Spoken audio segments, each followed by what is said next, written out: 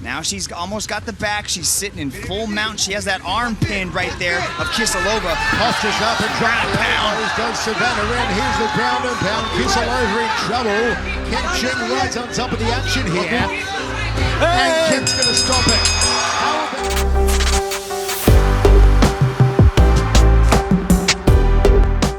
Sovannahry M's superpower is her right hand. She uses it to knock out martial arts opponents, and she uses it to punch above her weight as a multimedia graphic artist. The 27-year-old Cambodian-American mixed martial artist is also an accomplished illustrator. She dedicates her fighting and art to promote the strong woman ideal in Cambodia and around the world. Born and raised in Long Beach, California, the daughter of a Cambodian refugee discovered boxing in 2011 while pursuing a digital media degree from the Fashion Institute of Design and Merchandising in Los Angeles. Today, M focuses on furthering her current 3-1 fight record and taking her drawing skills to the next level. In September 2019, VOA visited M's Los Angeles home to talk with her about her journey of navigating the two most demanding aspects of her life.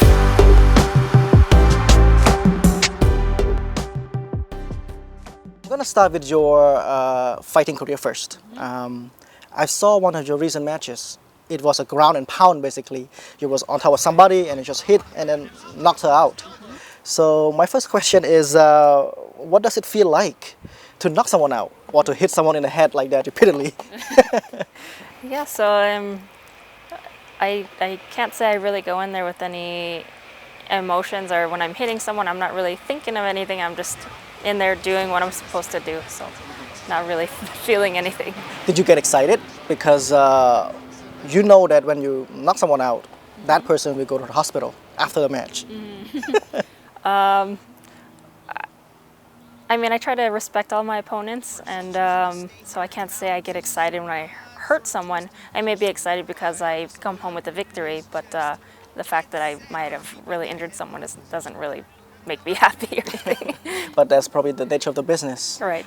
Are there any other people in the business who like just aggressive and just want to hurt somebody or something like that?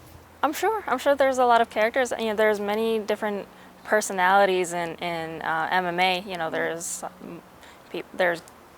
gamers, there's people that are just in there because they love the fight, the competition, and they just love violence. And then there's people, like a lot of people I know, that are just normal people. They love to go out just like you or anyone else, or they love puppies. How about you, personally? I mean, like a good segue. How did you get to fighting in the first place and martial art?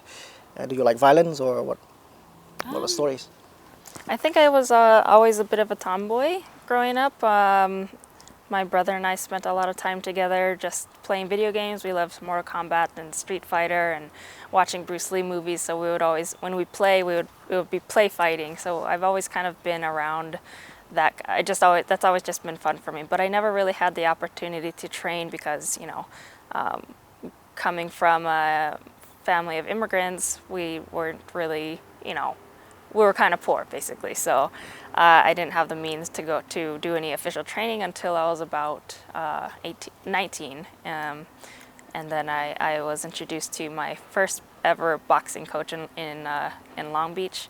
And even then, I still didn't have the means to pay for a gym membership, but he was generous enough to let me train at his gym for free because he saw that I liked it and I was actually doing pretty good at it. So that's how it all started. So you kind of know that it's your passion to do some physical activity like fighting and all that, inspired by Bruce Lee and all that. Yeah, I've always been really athletic, but I never really imagined that I would become a fighter. So this was kind of a weird twist in my life.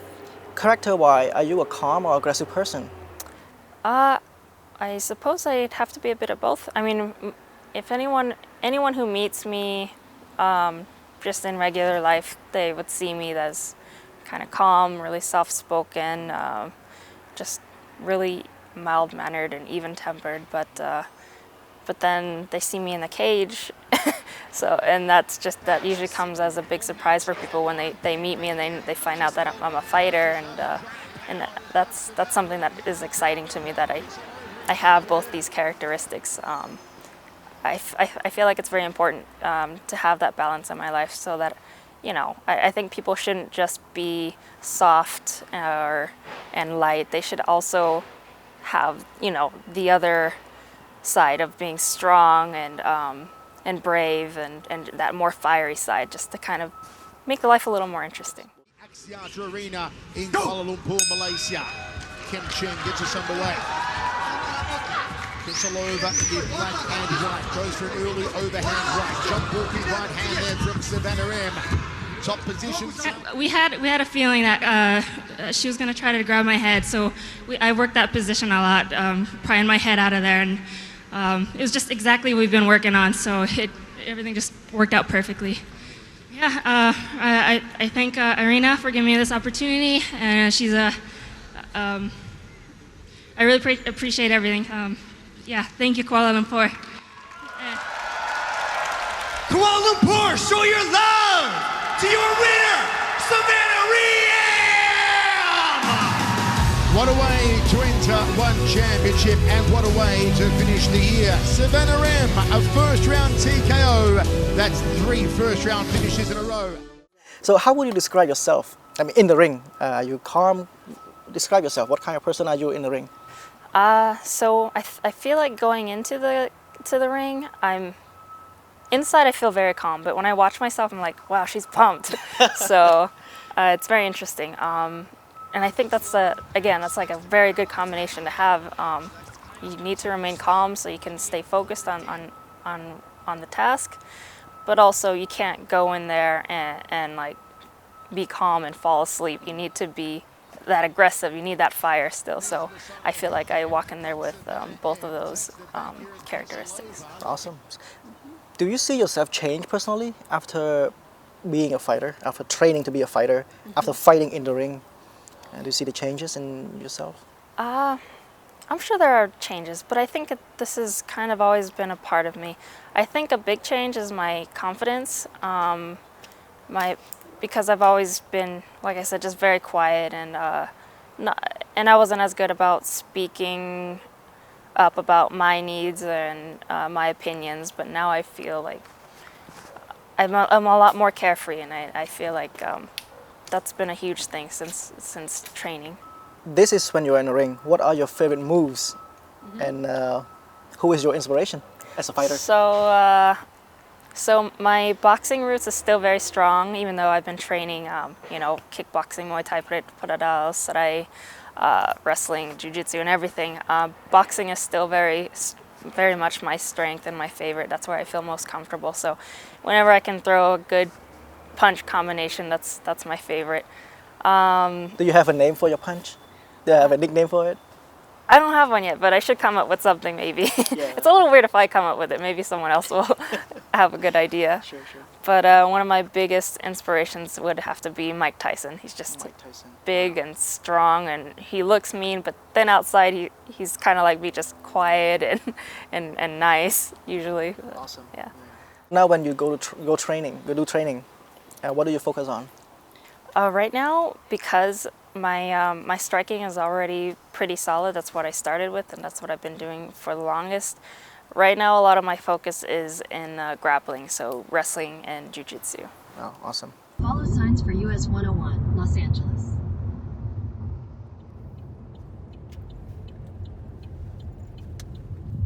Your destination is on the left. So here, I help with teaching some of the classes. I run the striking class on Mondays and Wednesdays, and we just started a youth program, so I'll be assisting with the kids' classes on Mondays and Wednesdays, and then the rest of the time I'm training. I'm taking the jiu-jitsu classes and the wrestling classes, and Coach Justin and I work our MMA training together here on the weekends on our own, and that's pretty much it. This is my second home, basically. My hips to make space underneath me, and then try to take advantage of that space by maintaining this position I've had the pleasure of course, being her head coach. I work with Savannah on a daily basis, and she is among the hardest working athletes I've ever met in my life. She's a truly special athlete and a truly special person, and I feel very grateful to call myself her coach. So when working with Savannah, currently we're preparing for her upcoming bout against Hayane Bastos for her next bout in one championship. And so we've been working 7 days a week, training everything from Brazilian Jiu-Jitsu to wrestling to Muay Thai to blends of all of these things. And so Savannah will attend classes not unlike the one you're seeing now. She'll do this roughly 3 times per day. And then in addition to that, we'll do private training, and then we even go out to San Diego, California for some additional sparring.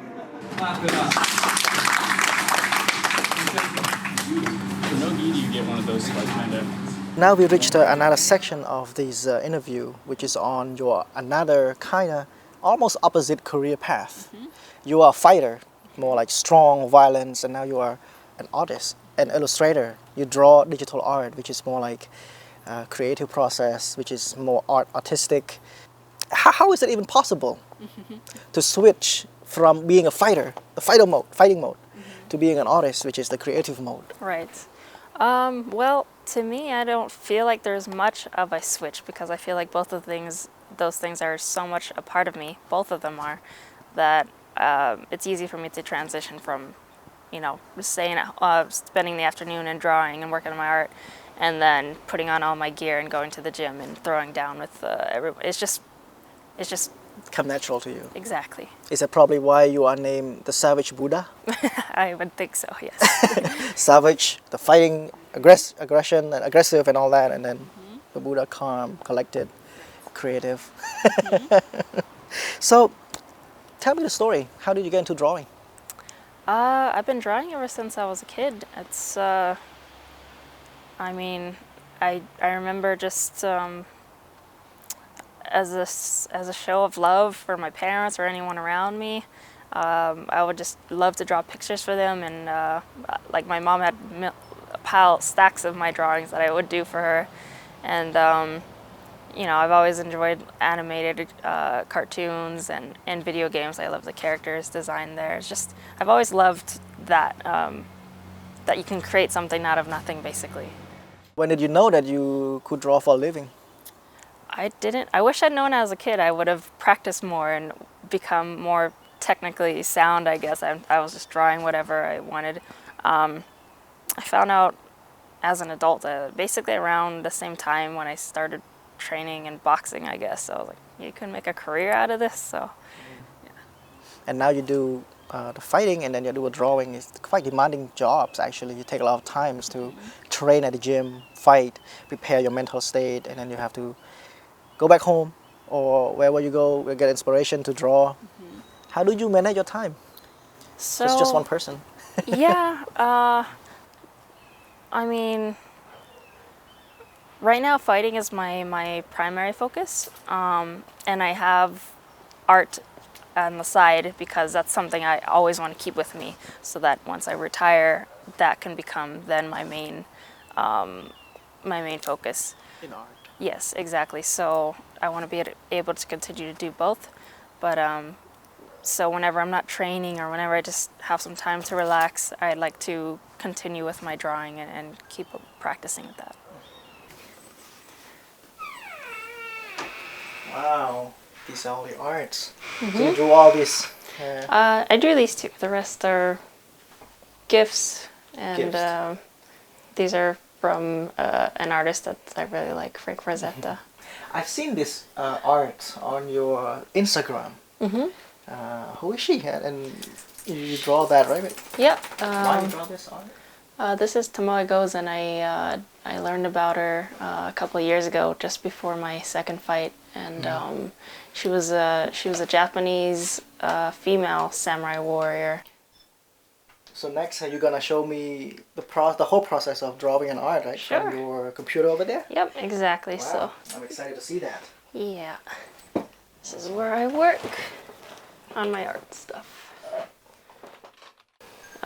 As far as this, it's just another way of kind of representing just a free woman, strong and beautiful, and that's just what I like it. She's a woman, her hair is flowing free, she's carrying a sword, she is scantily clad, so usually they're topless.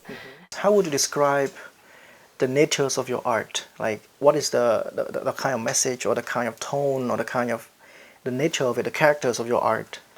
I think a common theme that shows up repeatedly is like a strong, free woman, and I think that's kind of just the thing that I like to. That's the way I want to live my life, and that's kind of just what I like to convey in my art. So far, what is the art project that you are most proud of, that you have done so far? I don't know. I'm whatever you see on my website, I'm quite proud of. There's, wherever there's a strong female character, I love those. And then recently, I illustrated a children's book, which I'm pretty happy about. What is it about? So it was meant to be a series to teach children and parents the values of martial arts for people, because a lot of people have this misconception that only people who love violence or or are aggressive train martial arts, but they don't realize that there are other things that come in training martial arts. There's, especially for kids that are growing up, there's the discipline aspect, there's the respect, there's the honor, there's the strength that comes out of it, and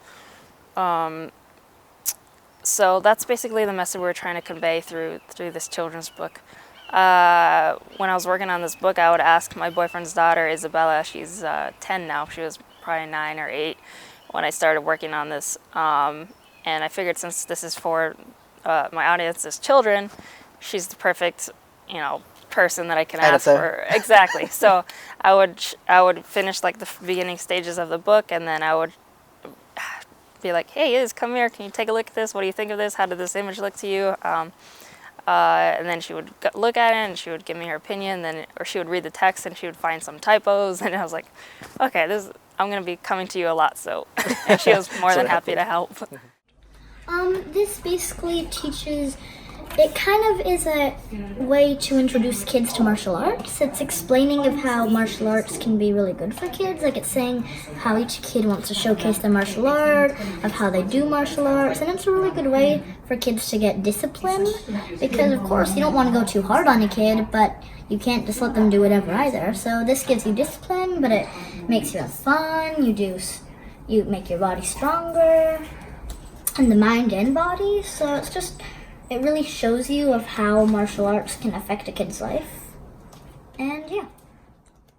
Thank you so much. Appreciate that. Right.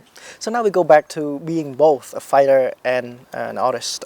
For you as one person, what do you need to do or to organize your mental state or to arrange that so that you can be both a good fighter and also a good artist? Right. So I feel like fighting and art is one and the same. They go hand in hand. Like, fighting is another form of art. It's another way of expressing yourself.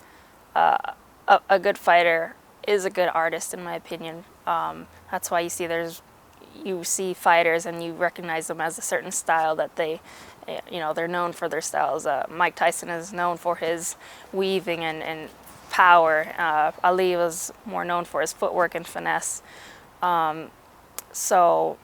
It's both a creative process in a way. Yes, because when they started, they're learning from the greats that were before them, and they're taking all these elements and making it their own.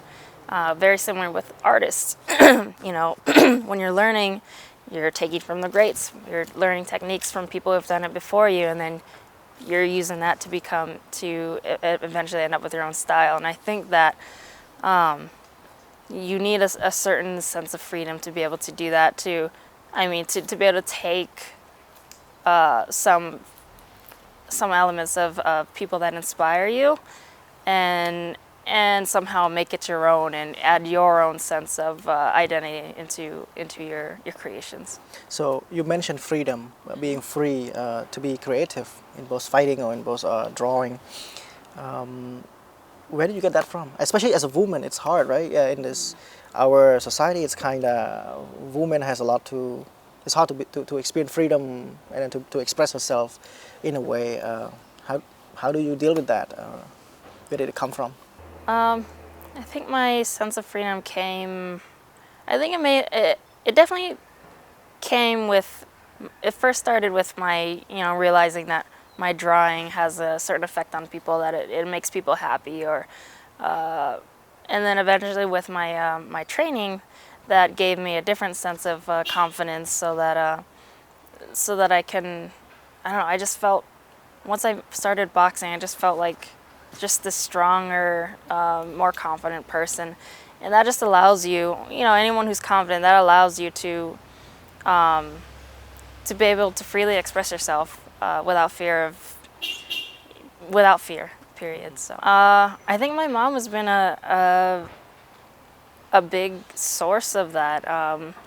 She's a single mother of 4. Again, she was an immigrant from Cambodia, and coming from a poor family, she had to find a way to make it not just for herself, but her four babies. And she was very young when she had my brother and I, and then she had the other 2 when she was later 30. But yeah, so she just had to have that sense of just that mindset, that strong mindset to be able to just like do all that she can in order to give us the best life. Yeah, so I've been here this is my 5th year in the US. Are you kidding me? Do you learn English in Cambodia? Wow, that's phenomenal. Hey, baby. We have a family from Christian family that sponsored my family out to Twin Falls, Idaho in '84. I was 11 and a half, almost 12. My father was from being an ex-military in our country during the war, and they kind of look for a family of veterans to sponsor out to the state. There's Tanya, the youngest of them all, 15. I have 4 children, 4 amazing children. I have 2 boys and 2 girls. Any single mother raising kids alone, it's not, easy task. I was only 21 when I first became a single mom of 2. At 21, I worked 16 hours, 7 days a week. I waitress. I pick up any extra shift that's handled to me. I beg and plead for extra shift just so that I can take care of these 2 little ones on my own. Sovannahry, she showed me her strength since she's little. She's more of brainy, intellectual, work with music and art. She draw me pictures after pictures since she know how to pick up pencil and papers. And knowing that she's strong since she's a child and very smart, so I always believe her intellectual is amazing. But as a fighter, never thought, because, yeah, and then she started picking up boxing and stuff. Super proud. But as any mother out there would feel the way I feel, concerned, but at the same time, there's a confidence at the same time, she's strong, she's tough, she's smart, she'll be okay. I encourage women out there to be strong, like my daughter herself. I think it's best is to you have your own mind.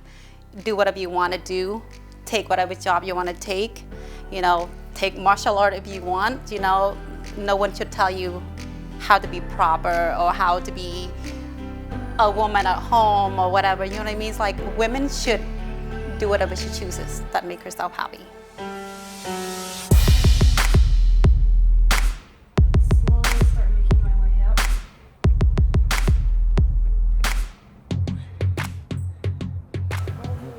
So strong woman figure, yourself, your mom, and you mentioned about being strong in the society and doing all kinds of work, different kinds of work.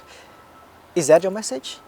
As a fighter, as an artist, is that what you want to tell the people or young women around the world? Yeah, absolutely. And especially since I was able to pull that out of myself, I realized this is such a beautiful thing.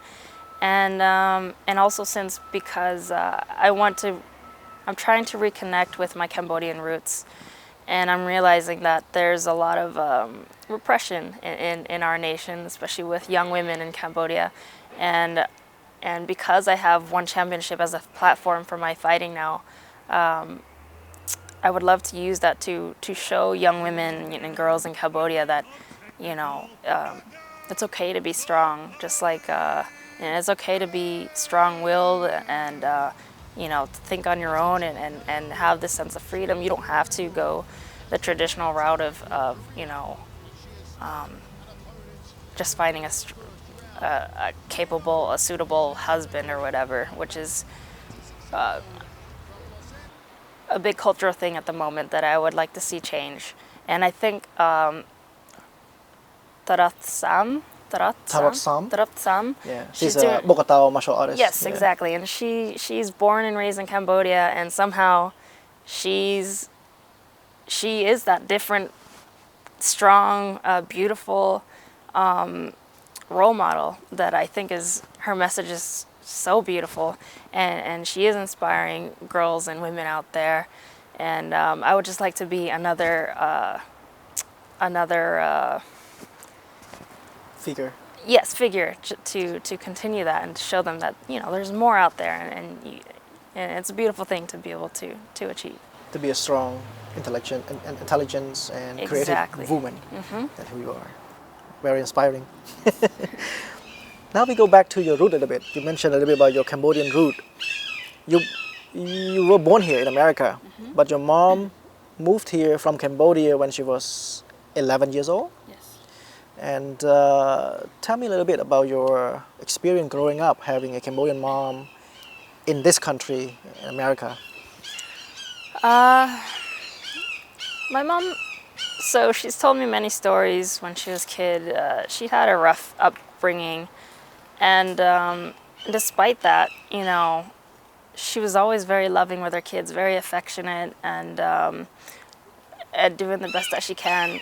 And I hear the stories that she has with her parents, her siblings that were escaping from the Khmer Rouge regime, and I always wonder, like, how are you not absolutely nuts from all of that? How are you not crazy? But instead, she's just this sweet, just beautiful, just selfless creature. And so yeah, I think she gave us the best childhood that she was able to do. Does this background as Cambodian from your mom, at least some story that your mom told you, influence your art, influence your, I mean, fighting technique or styles? So I've just started this, I guess, this journey to reconnect with my Cambodian roots, because, as you know, I'm Cambodian American. I was born here, and as a child, I was very much in touch with those roots. I was speaking Khmer, eating Khmer food all the time, which is amazing. Going to Khmer temples and celebrating Khmer New Year and wearing all the beautiful clothes, listening to the music. And then as I grew older, I slowly just kind of drifted away from that and became more, you know, naturally I became more absorbed in American culture. I lost the language, but eventually I met my boyfriend, who's Italian, born in Italy, and I was able to travel to his home country and learn about Italian culture and the beauty of Italian cuisine, and I was like, wow, this is so amazing, so much out there. And then that made me remember, like, I have a Cambodian culture that I've basically forgotten about, and I would love to relearn all that and reconnect with it. And so that's why I've been so happy that I've been able to, like, people ask me when I fight, like, oh, do you want to go to the UFC? I'm like, no, I want to be a one championship athlete, because I think that since they're based out of Southeast Asia, that brings me a lot closer to, you know, one day traveling to Cambodia and see what my mother's homeland was like, and maybe fight there sometime. So officially you represent Cambodia in one championship, right? Yeah. Do you plan to go back to the country, or have you been there yet? I have never been yet. So yeah. So do you have any plan to do anything there, either fighting or art? Well, a bit of both, actually. I'm actually been looking to incorporate some more Khmer looks into my art. It's so beautiful, and yeah, I don't think I don't know if people realize how, I mean, even I didn't realize how beautiful it is until I'm looking at like the clothes and the jewelry and the, but yeah, I would love to visit. I mean, I almost went last year prior to my fight in Malaysia, but things got moved around and didn't happen. But I do see myself in Cambodia at some time, even if it's just visiting. But it would be even better to represent Cambodia in Cambodia on a big, stage for one championship. Last question. I know we talked a little bit about this, your stage name, which is Savage Buddha. It's kind of funny. Yeah. Where did it come from? I think it just, like people just notice my personalities, I guess, of just being, like I mentioned earlier, just my soft and sweet, and I try to be kind to everyone and everything. And then seeing me training and fighting in the cage and seeing like, how is that the same person? So it made sense with Savage in the cage, and then more of a Zen, even-toned Buddha outside. Okay, thank you. Thank so you. I appreciate your time, and I'm sure that your work and you as a role, what you've been doing, I think you will become a good role model for young women, not just in Cambodia, but around the world. Thank you so much. Strong, intelligent, creative, independent, and absolutely savage. Beautiful. Thank you so much. Akun. Chum riep lia. Come on!